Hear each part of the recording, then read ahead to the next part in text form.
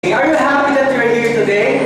Yes. Sige nga, can you greet the person beside you with a smile? Sabi mo, I'm happy you're here. I'm happy you're here. Bibiyatan na ako. Thank you. Friends, nakikita niyo ba yung ating follow me tarpaulin? Kanina buo yan, di ba? Ang ganda tingnan. But look right now. Ang tawag dyan, under renovation. Nakakita na ba kayo ng renovate na bahay? Yes? Sino nakakita ng renovate na bahay? So, sabihin siya namin renovate na bahay. Ang pangit tingnan, ang gulo, ang daming alikabok. But beside the house, yung contractor naglagay ng tarpaulin. Yung tarpaulin na nakalagay yung finished product ng bahay. Ang ganda tingnan.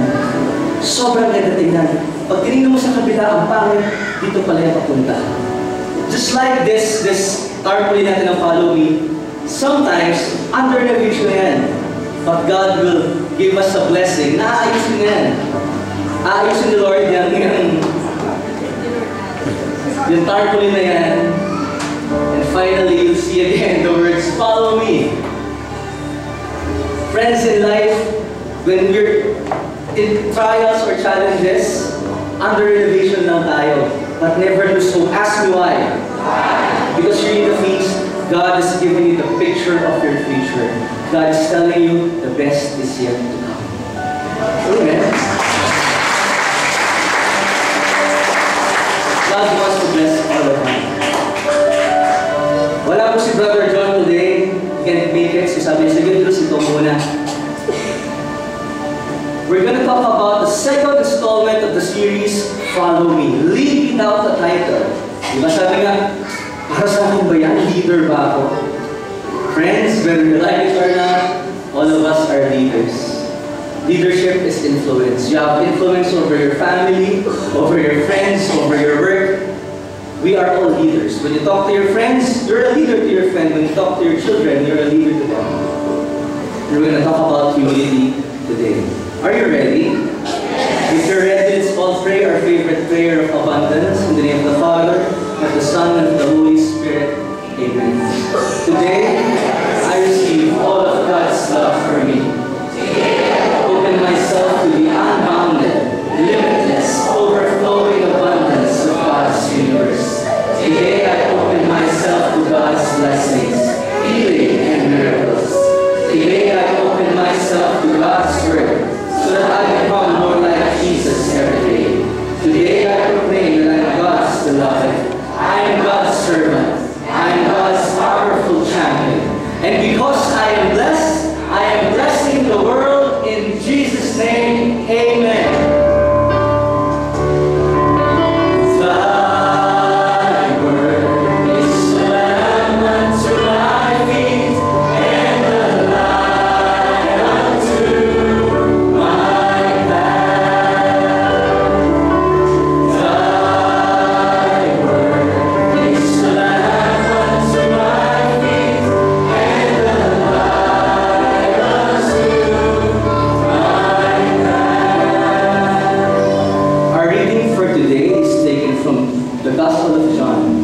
Chapter 13, verses 14 to 16. Sige, can we all read?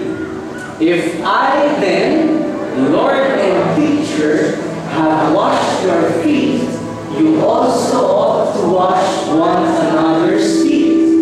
For I have given you an example that you also should do, just as I have done to you. Washing of the feet.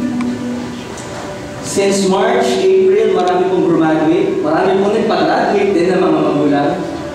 Meron pang isang long-haired rockstar na graduate. Sabi niya, pa, pwede ba akong humingi ng graduation gift? Gusto ko kotse. Kotse. Sige. Sabi niya, in two conditions. Number one, kailangan babasa mo yung buong Bible. Second, kailangan pagpagupit ka ng buhok mo. Ang haba eh. Sure. In 1 month, bumalik ngayon siya sa dati niya pa. Basa ko na yung buong Bible. Pwede ka na ba may humingi ng kotse? Eh anak, sabi niya, hindi ka pa naman ipapagupit ng buhok eh. Sabi ng anak sa kanya, pa, sa Bible lahat sila long hair. Wala na ipapagupit. Sabi ng dati niya nga, anak, Sa Bible natin naglalakad. Walang kotse. Friends, noong araw, ang tao laging naglalakad, di ba? They walk, others barefoot, others they wear sandals, but everyone is walking. It means their feet are very, very dirty. Can you look at the feet of the person beside you? Malinis pa yan. Sabi niya ng shoes, hindi ko makita. During that time, their feet is so dirty, it's very humbling to wash another people's feet. It's so humbling, wow. And Jesus did it. And what's good about this? Si Jesus, marami siyang miracle. Feeding of the 5,000, bringing a person back to life, healing of the crippled, lahat na. But the only time Jesus told the disciples to follow Him is when He washed their feet. Nung nagpakain siya ng marami, He sinabi, do the same. But when He washed their feet, Jesus gave them clear instructions. I have given you an example to follow. Friends, leadership is first of all servanthood. It's being a servant. That's how we become leaders. We become servants to our families, to our friends, to our community. And that is humility. Who wants to have a great and fantastic life?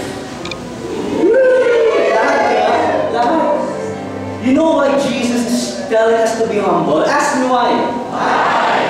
Because in Sirach, yan, basahin natin in Sirach, chapter 3, it's, yan na, malapit na. The fruits of humility, nawala po tayo. Sige, I'll just read it to you. In Sirach, chapter 3, it says, the fruit of humility and fear of the Lord is honor, riches, and long life. Honor, riches, and long life. That is the fruit of humility. That's what we're going to talk about, how to lead in your own areas of life, how to be a servant with humility. If you're ready, can we put our hands on our chest? Sabi mo, Lord Jesus, I open my heart to you. May your word guide me. Here I am, loving you back. In Jesus' name, amen.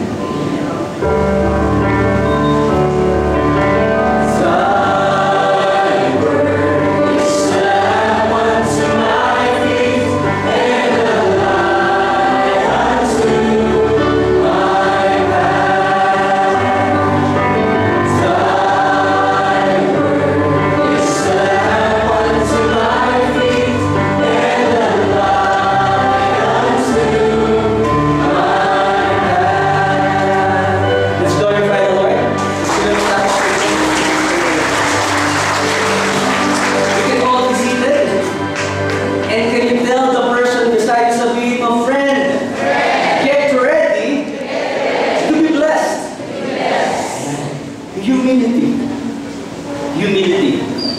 Big word. Humility. It's something na mahirap kong pag-usapan.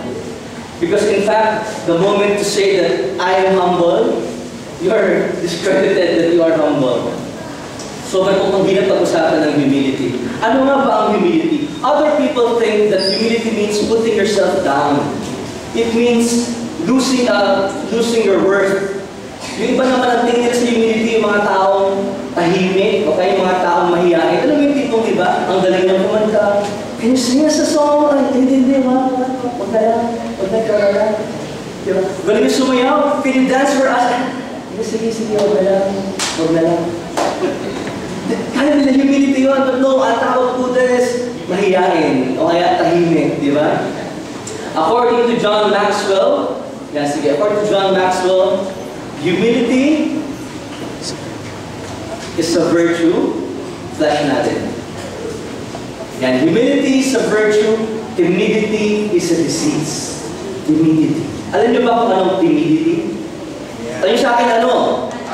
In Tagalog, timidity means tamadity. Okay? Tamadity. Kaya mong gumalaw, kaya mong ibigay, pero ibigay. Because you're timid. Meron itong kwento si Lito Posporo. Si Lito Posporo ay isang wala yung ano siya? Posporo. Tama. Nakalagay siya sa lalagyan ng Posporo. Tama. Si Lito Posporo, sabi niya, I feel ang buhay ko walang saysay. Kasi nandito na ako sa madilim na kahon, punong-puno, siksikan lang kami. Tapos tuwing bumubukas yung kahon, nababawasan lang kami. Nababawasan lang kami. Feeling ko, walang saysay ang buhay ko, sabi niya. So sabi niya, mag-decide ako. Sa next na bukas ng kahon, sasama ako. Sasabit ako sa uhuli.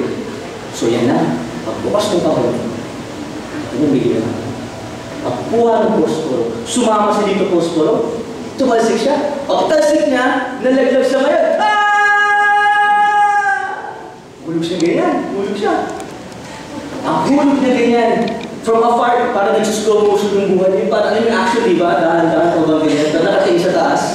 Pabang ganyan, nakita niya bigla yung kasama niya, hawak-hawak, sinindihan. Lumiwanag. Pagkita niya ganyan na mga hasya, sabi niya, may liwanag pala ako sa loob ko.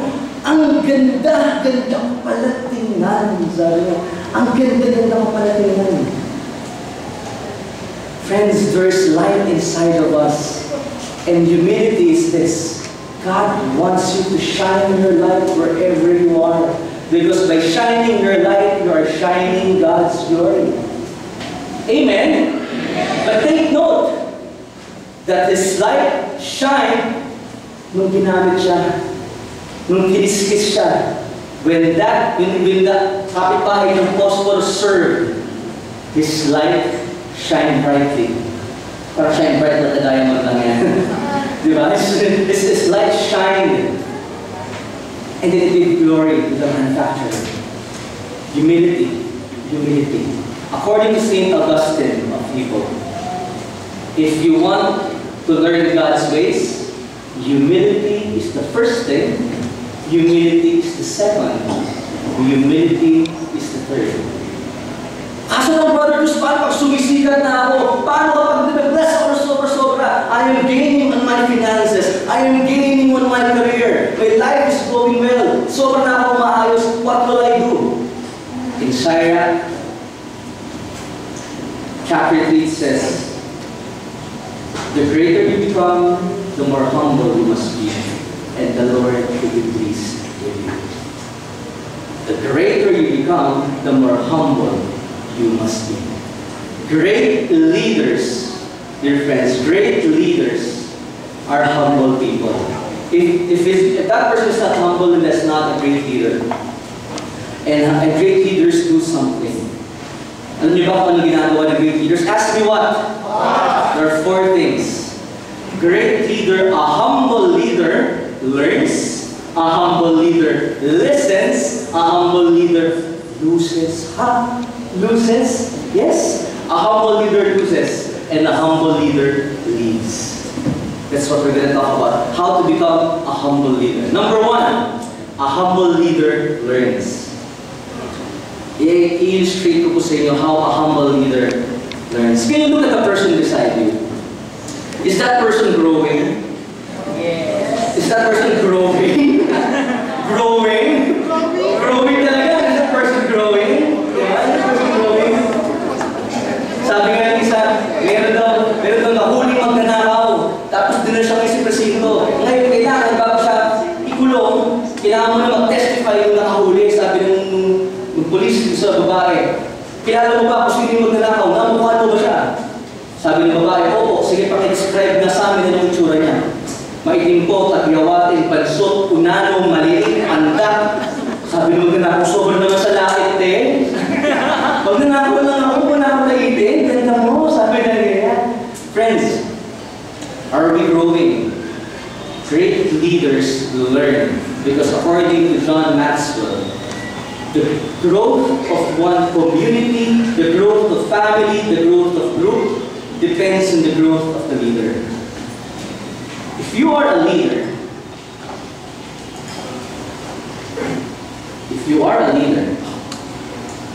then you need to grow. You need to learn. Okay. Every time you learn. See, pwede ba i-focus to? Can you focus yung ano na to para makita nila from afar? If you are a leader, you need to grow. Because every time you grow, the group grows. The community grows. When you stop to learn, when you stop to grow, nagsistop din, the community starts to shrink. Nagsistop na rin siya. So my point is, you need to grow. You need to grow. Kailangan lumalaki ka lagi. You always grow. You always grow. Ayan, you always grow. And great leaders grow by learning. By learning. A great leader grows by learning because great leaders are great followers. Great leaders are great followers. Maniwala ko kayo, there's no such thing as leaderless leader. The problem nowadays is this. Ask me what? There are parents who are leaderless. There are business people who are leaderless. There are community leaders that are leaderless. There are students that are leaderless. That's why they stop growing. That's why they stop growing. A humble leader always learns. My message for this learning is this. Find your mentor. Find your mentor. Maghanap kayo ng mentor mo. Right now, baka hindi kayo grow because you're not surrounded with mentors. Baka surrounded kayo ng tormentors. People who do not believe in you. Mentor ba yan or tormentor? People who do not believe in your capability. People who do not believe in your dreams. Alam niyo ba kung bakit ang mga tormentor hindi naniniwala sa inyo? Ask me why. Why? Because they don't even believe in themselves. Si Juan sa si Pedro, feeling ni Juan namin nila siyang lugi, hindi siya naniniwala sa sarili niya. So one time, nag-recitation silang dalawa. Sabi ng teacher kay Pedro, Pedro, 1 plus 3. Sagot si Pedro, 4. Galing. Okay, 1. 3 plus 1. Sabi ni Juan, ayan, magmahirap sa akin. Magmadali kay Pedro. Parehas lang naman. But wala siyang believe sa sarili niya. Are you surrounded with mentors? My advice is this. If you want to learn, if you want to grow, surround yourself with people who are already living their dreams. Get a mentor. If you want to have great health, surround yourself with people who are great in health. You want to have great relationships, surround your people who are having great relationships. If you want to be successful in your financial life, surround yourself with people who are financially successful. Mind you, these people, they're also hungry for wisdom. Nandun sila, but they're also learning. That's their humility. There's a problem in the learning process. Ask me what? Wow. Before you learn, kasi we need also to unlearn. Yun yung problema. Mahirap mag-unlearn para matuto ng bago. But here in the feast, hindi po ako naniniwala na gano'n tayo. Ask me why. Wow. Kasi dito po sa feast, there are people who are better than others. There are people who are great speakers. There are people who are great in finances. There are people who are successful in their family life. But everyone is here listening to God's word. And you know what's happening to you? Ask me what? That's why the grace of God is at work in your life. Because you never stop learning. Amen? Amen? Because you are a learner, and the grace of God is always at work in your life. Learn. Number 2, a humble leader listens. Ayan, listens. We're not just called to learn from mentors. We're also called to listen to those who follow you. May followers ka, may influence ka eh. May naniniwala sa'yo. You also need to listen to them. Ask me why. God also speaks through them. One time, pagod na pagod po ako while I was still on my corporate job. Sabi ko, Lord, lugi ako ngayong araw na to. Hindi tumatapos yung trabaho ko, wala pang affirmation, gutom na ako, alas 10 na ng gabi, 9:30 to 10 na, uuwi ako, magkukumit pa ako, punta ako ng terminal, pagdating ko doon yung van, isa na lang ang kulang, isa na lang. Hulaan na kung nasan ako, suntan nyo saan? Pangalawa ng pila. So hindi ako makasakay. Lord, gutom na ako. So ginawa ko, pag-aantay pa ng next month, alis na lang ako. Kain muna ako, kumain ako, lumabas sa may terminal, meron doon mga hot silog, top silog, mga ganyan. Ate, hot silog. Sabi, hot silog. Pagbigay niya sa akin ng hot silog ko, maniwala ko sa mundo, inulitan ako ni ate. Sabi niya sa akin, sa akin mo sabihin ng problema mo. Diba? Tapos yung, alam mo yung chorus eh, di ba? Ano yung chorus na? Kaibigan kita, di ba? Sino pa ang tutulong sa'yo, kundi ang katulad ko. Kaibigan mo ako. Grabe, ang sarap ng hatsilog ko. Feeling ko si Lord umawit sa akin, sa akin mo sabihin ang problema mo. Kaibigan mo ako. You know what? Ang sarap talaga ng kain mo. Mas balik ngayon ako sa pila. Pagbalik ko sa pila ngayon, isa na lang ulit ang kulang sa van. Pero this time, ako na yun. Kaya pasakay ko na I thank you, Lord. Grabe. Grabe, hindi ko makakayaan na matapos ang araw ko hindi mo ako binag-bless natin ko. People. The Lord speaks through people, through your followers. That's why according to Benjamin Disraeli, this is the Prime Minister, sabi niya, I must follow the people. Am I not their leader? Because a leader listens. Alam niyo kung kailan kayo kukuha ng advice pag meron kayo gusto mangyari sa kumpanya, doon sa mga tao na nasa harap mismo ng proseso.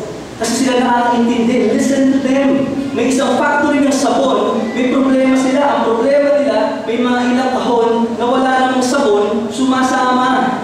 So sabi nila, we need to address this problem. Kailangan natin kumuha solusyon. Kumuha tayo ng consultant.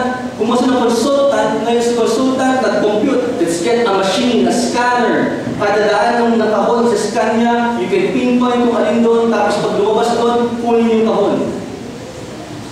Si Bossing, nagtanong sa staff niya, yung direct sa factory, what do you think? Okay ba yun?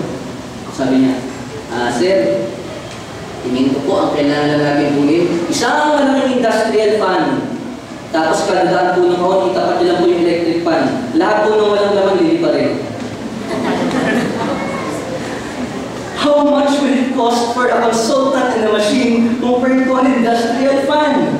Diba? It happened. You need to listen. Parents, you also need to listen to your children. If you want how to have a great relationship, they're telling something. You need to listen to what they are saying and to what they are not saying. Listen.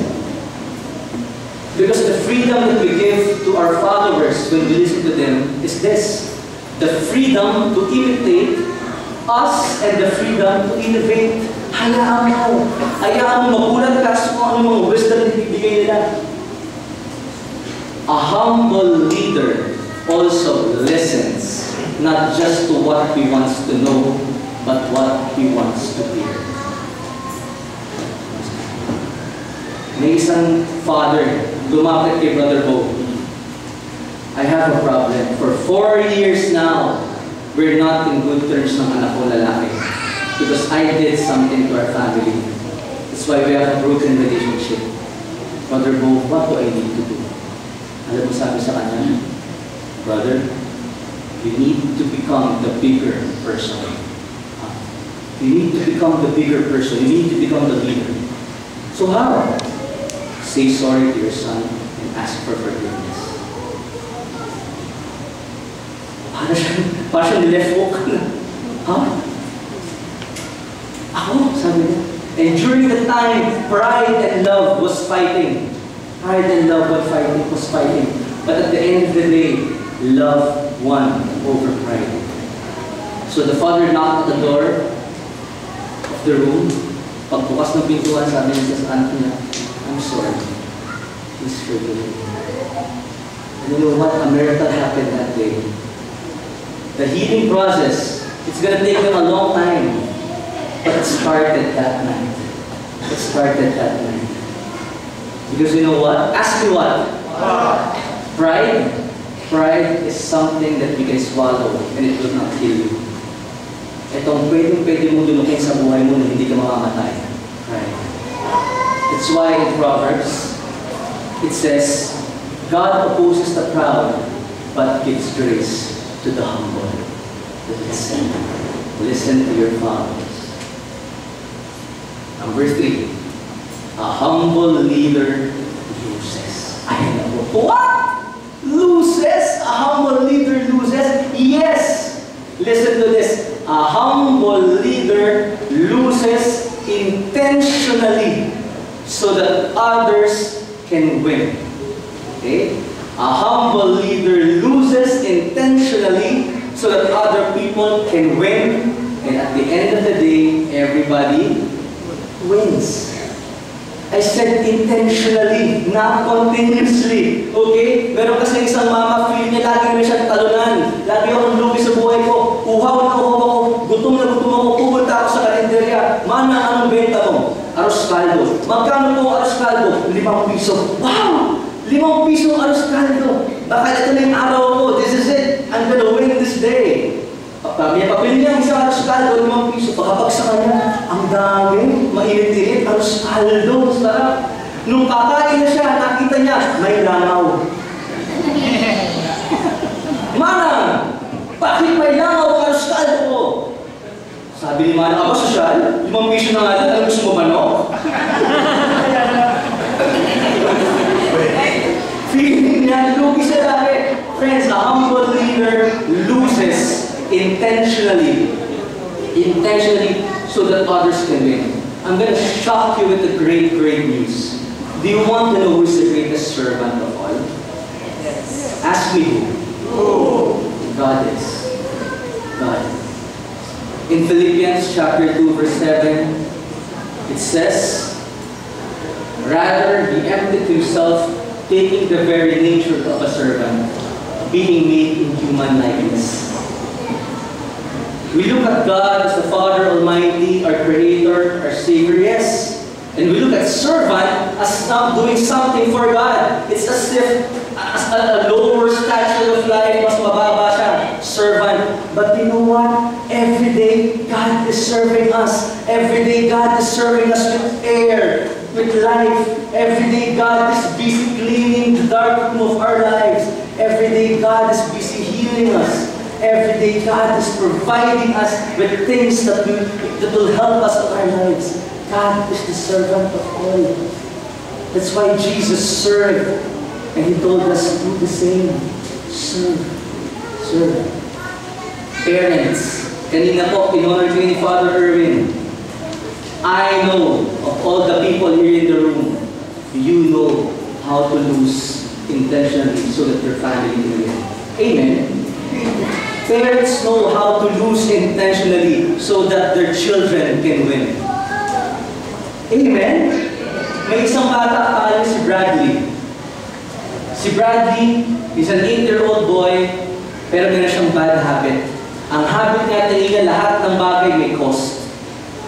Ang upuan may cost, ang pagkain may cost, even services may cost. I want to become a great businessman someday.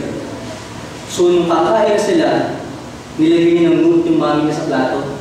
A folded paper. Tapos yung mami niya, may papel doon. So binuksan niya yung Bradley yung mami. Magbukas niya ng papel. Nakasulat doon. Mommy owes Bradley for going to school, 25 pesos. For doing errands, 15 pesos. For being a good boy, 10 pesos. For other extra services to mommy, 5 pesos. Total mommy owes to Bradley, 55 pesos. Napagindi ng mommy, ako grabe, galing ang anak ko, sabi niya. So the following meal, pagdating ni Bradley, nakita niya may 55 pesos sa plato niya. Wow, effective businessman. But this time, may papel din, nakatabi. Pagbukas ngayon ni Bradley, ano kaya ito? Bradley owes to mommy. Sabi ni mommy, for giving birth to my loving son, nothing. For taking good care of you while you're sick, nothing. For letting you go to school and learn, nothing. For all the love that a mother can give, nothing. Bradley owes mommy, nothing. Tears started to fall on Bradley's eyes. He threw a hug to his mom and said, "Mom, I'm sorry. I'm so sorry. Here's the 55 pesos. Thank you for loving me, and I owe nothing to you. Thank you for loving me." Friends, a great leader loses intentionally so that others can win. But at the end of the day, everybody wins. Who among you here have problems right now? Who wants their problems to be solved? Okay, I'm gonna illustrate. I need a volunteer. Who wants to volunteer? Sige, si Edmond. Edmond, dali ka dito. Punta ka dito, Edmond. Can you give a clap offering to Edmond? Edmond, dito. Right now, nandito kami ni Edmond sa problem zone. Problem zone namin to. We need to have a solution. Ang solution zone namin nandito sa kabilang side. Edmond needs to go to that side. But there is a problem. Ask me what? Kailangan may tutulong kay Edmond. Kailangan mag-push sa kanya para pumunta sa solution zone. Nasa problem zone ka ngayon, may problema ka. Ano pakiramdam mo? Depressed. Alam niyo ba kung yung depressed? Si Father Erwin is depressed. Nag-umisa, depressed. Nandito tayo sa problem zone. So for us to go to the solution zone, kailangan mo tumulong kay Edmond. So Edmond, ako ang tutulong sa'yo. Pupush kita, punta tayo sa solution zone mo. Lakad tayo, sige, punta tayo dyan. One more. Ayan! Nasa solution zone ka na. Edmond, solve na problema mo. Ano pakiramdam mo? Happy. Okay, ako solve ka agad ang problema niya. Happy na siya. Amen! What do you notice? Me helping Edmond go to the solution zone, I myself is in the solution zone. I myself is also in the solution zone. What's my point? Sige, Edmond, thank you so much. God bless you. But what's Edmond? In helping people, in losing yourself, ang unang-unang isip ng tao, lugi ako. Hindi naman ako okay pa sa family ko, tutulungan yung family niya. Hindi pa naman ako okay sa school ko, bakit ko siya tutulungan sa school niya? Hindi pa naman ako okay sa trabaho ko, bakit ko siya tutulungan sa trabaho niya? Friends, the blessing of helping other people is when you help them, you find yourself being helped as well. That's the blessing of it. That's the joy that we get from that. And you will not realize it until you give help to other people. A humble leader loses. Amen. That's why Mother Teresa, a humble servant who gave up everything, sabi niya, if you are humble, nothing will touch you, neither praise nor disgrace, because you know what you are. Alam niyo ba si Mother Teresa, nung may war, mayroong mga naipit na mga mental kids, tinulungan niya. When dumaan na siya sa kanila sa gitna ng mga snipers, nang nalaman nila siya yung dadaan, the war ceased. Minto, nothing can touch you when you know people. A humble leader. Number 4, a humble leader leads. A humble leader leads. I'm gonna make a very clear illustration. Can we focus again dito sa ating mga cute Russian dolls? Who among these 5 do you think is the leader? Maliit. Small. Yung iba, sino leader? Gitna, matangkad, mataas. The leader in this 5 is this. When a humble leader leads, It simply means you are empowering more people. You are empowering more leaders that will grow better than you. You need to grow leaders that are better than you. You need to grow leaders that are better.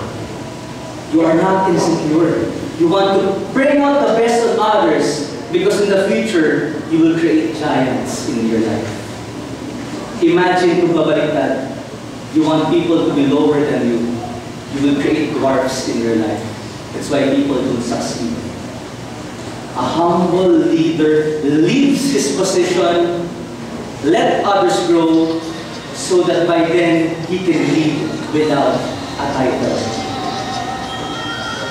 That is humility. A humble leader is attached not to his position. He is attached to love. Because a humble leader knows that the real reward is Jesus. Sabi ni Lao Tzu, kaibigan ni Lao minsan, a leader is best. A leader is best when people barely know he exists. When his work is done, his aim fulfilled, they will say, we did it ourselves. You train more leaders, you grow more leaders. Parents grow, they want their children to grow better than themselves. Bosses want their employees to grow better than themselves. Friends lifting up each other, want to have the best in their life. That is a humble leader. Because at the end, your reward is Jesus. In Matthew chapter 33, verse 13, whoever exalts himself will be humble, and whoever humbles himself will be exalted. Do you know why Jesus is telling us, in humility, serve other people? Ask me why.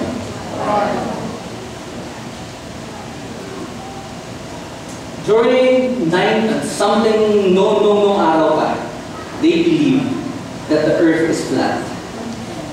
That the earth, history to, that the earth is flat.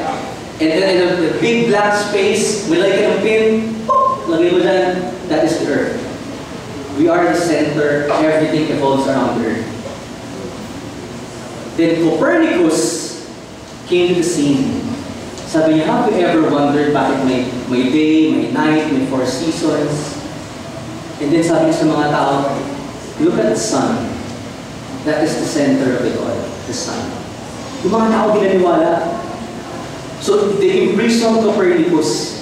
Nilagay niya si Copernicus para niyang binuha yung hari, para siya gawa ng murder. In-imprison siya until one day, like minds, Galileo came and proved that the earth is round and that the sun is at the center of the solar system, orbiting around it, are the planets. The sun is the center of all. Friends, what Copernicus did to the sun, he pointed it, behold, the sun is the center of it all. God did our souls. God pointed to his son, the center of it all. Every time you serve, every time in humility we serve, we learn, we listen, we lose, we believe, our lives points toward Jesus. Our lives points toward the Son, the center of it all. Can we all stand?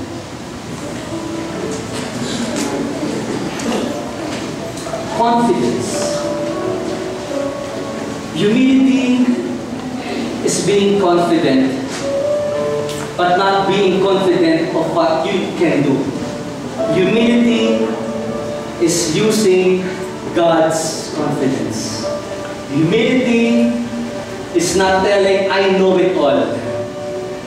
Humility is telling people that I have a God that knows it all. Hindi mo kailangan ipagsigawan na ikaw lang ang magaling. But pwede mo ipagsigawan na magaling ka kasi si Lord ang nagbigay sa iyo. Sabi nga nila sa itong dalawang magkaibigan, tumalo sila sa pool. Sumigaw yung isa, di ako marunong lumangoy! Di ako marunong lumangoy! Sabi ng isa, ngayon, Ako nga, di mo lang piano, eh, kailangan sigaw ko din. Friends, humility is bring out the best in you, bring out the best in others. It's living a good life. Because it has a promise of richness, honor, and long life. There's no such thing as a self-made man, because everything comes from the grace of God. Humility magnetizes the grace of God in your lives. You know why you're having problems right now, but you can still smile. You can still have that gift to bless other people. Ask me why. Because you're serving. Because you're serving in your own areas of life. Because you're serving in your family, you're serving in your work, you're serving at your school, you're serving with your friends. That blessing, that joy cannot be taken away from you every time you serve. That's why despite of challenges in our lives, we can still have hope. And every time people follow you, because of being humble, you are actually leading people to follow Jesus. Kaya tama yung prayer natin, I will be blessed so that I can bless others. I invite you to pray. Can you put your hands on their chest? Lord Jesus, I humble myself before you. Thank you for using me. Thank you for giving me the opportunity to serve my family, my friends, and wherever I go. May I always learn and listen to your voice. May I learn to lose myself so that others can win. And may I leave the position and stay with love. All of these, Lord Jesus, I pray that my life will give glory to you. Amen.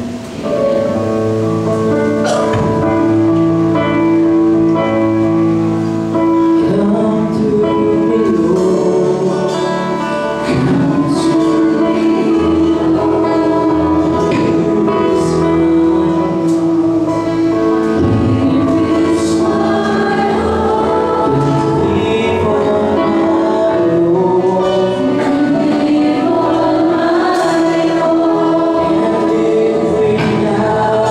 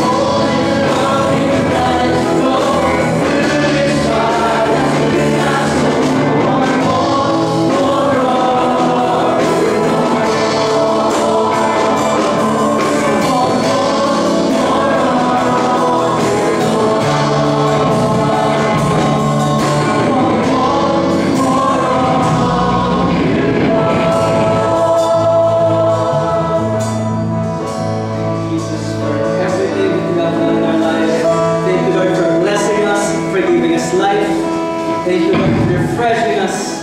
And we know, Lord, we're going to have a great week to come. Thank you, Jesus. I'm going to invite you to lift up your dominion to God's love. If you do not have one, and if you're comfortable, to raise your hand, lift your dreams to God. Just raise your hand and we pray, Lord Jesus. These are our dreams that you place in our hearts. We surrender